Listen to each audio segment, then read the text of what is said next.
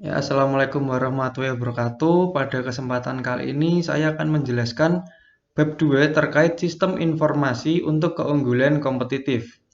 Nah, yang pertama, perusahaan dan lingkungannya. Berikut adalah model sistem umum perusahaan. Nah, model sistem umum perusahaan itu menunjukkan aliran sumber daya dari lingkungan melalui perusahaan dan kembali lagi ke lingkungannya. Yang pertama ada aliran sumber daya fisik. Nah, sumber daya fisik itu meliputi pegawai, bahan baku, mesin, uang. Nah, yang kedua aliran sumber daya virtual. Nah, itu meliputi data dan informasi. Nah, informasinya dalam bentuk keputusan.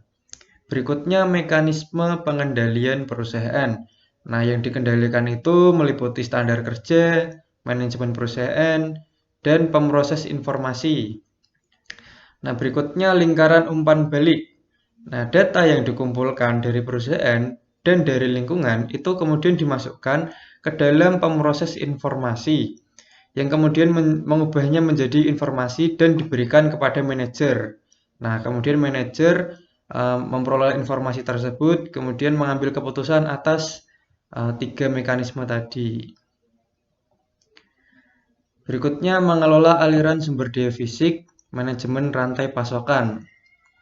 Nah, berikut adalah aktivitas manajemen rantai. Yang pertama, meramalkan permintaan pelanggan.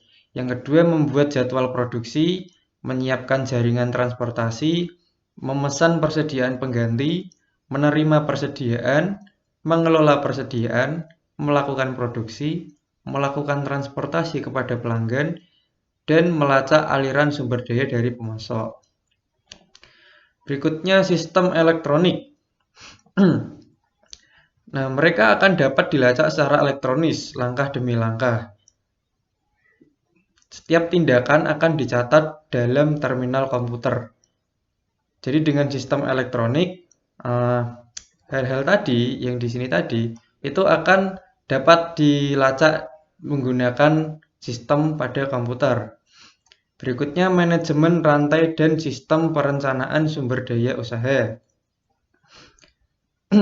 Sistem perencanaan sumber daya usaha itu biasa disebut ERP ya. Nah, penggunaan sistem ERP dari vendor yang sama oleh para anggota di dalam rantai pasokan itu akan membantu memfasilitasi aliran informasi dari pasokan. Nah, berikutnya keunggulan kompetitif, yaitu rantai nilai Porter. Nah, aktivitas nilai itu terdiri atas dua jenis, yaitu yang pertama itu aktivitas utama dan aktivitas pendukung. Nah, aktivitas utama itu terdiri dari logistik barang masuk, operasi, logistik barang keluar, penjualan dan pemasaran, kemudian jasa.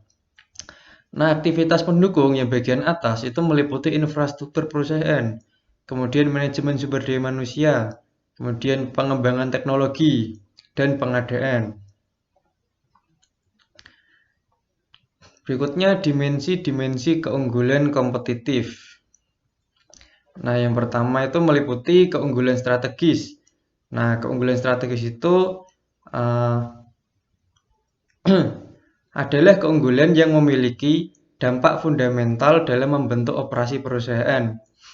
Jadi, dalam keunggulan ini itu berdampak sangat besar dalam operasional perusahaan. Kemudian keunggulan taktis. Nah, perusahaan mendapat keunggulan taktis ketika perusahaan mengimplementasikan strategi dengan cara yang lebih baik dari pesaingnya. Nah, semisal perusahaan kita itu melakukan layanan kepada pelanggan, contohnya dengan meningkatkan akses langsung dan informasi, sehingga itu membuat pelanggan itu akan muncul sebuah kepuasan. Nah, dari kepuasan itu akan menghasilkan pengulangan pembelian. Nah, berikutnya keunggulan operasional adalah keunggulan yang berhubungan dengan transaksi dan proses sehari-hari. Seperti namanya, yaitu operasional, yaitu operasional pada sehari-hari dalam perusahaan. Berikutnya tantangan dari pesaing-pesaing global. Tantangan yang pertama yaitu kebutuhan khusus untuk pemrosesan informasi di perusahaan multinasional. Nah, itu dengan melawan tantangan ini, yaitu dengan cara meminimalkan ketidakpastian yang terdapat dalam lingkungannya. Tantangan yang kedua yaitu kebutuhan khusus untuk koordinasi di perusahaan multinasional. Nah, koordinasi itu adalah kunci untuk mencapai keunggulan kompetitif dalam pasar global. Jika perusahaan tidak mampu mendapat kendali strategis atas operasinya di seluruh dunia, maka perusahaan itu tidak akan dapat meraih kesuksesan dalam perekonomian internasional. Berikutnya, keunggulan koordinasi. Nah, itu meliputi fleksibilitas dalam merespon pesaing di berbagai negara dan pasar, kemampuan merespon perubahan, kemampuan untuk menyamai kebutuhan pasar di seluruh dunia, kemampuan berbagi pengetahuan, mengurangi biaya operasi secara keseluruhan, peningkatan efisiensi dan efektivitas dalam memenuhi kebutuhan pelanggan, dan kemampuan untuk meraih dan mempertahankan keragaman produk. Nah, berikut tantangan dalam mengembangkan sistem informasi global. Nah, tantangan yang pertama itu kendala-kendala politis. Yang kedua, rintangan budaya dan komunikasi. Nah, contohnya nih, pembatasan pembelian dan impor piranti keras, lalu pembatasan pemrosesan data, dan pembatasan komunikasi data. Berikutnya masalah-masalah teknologi.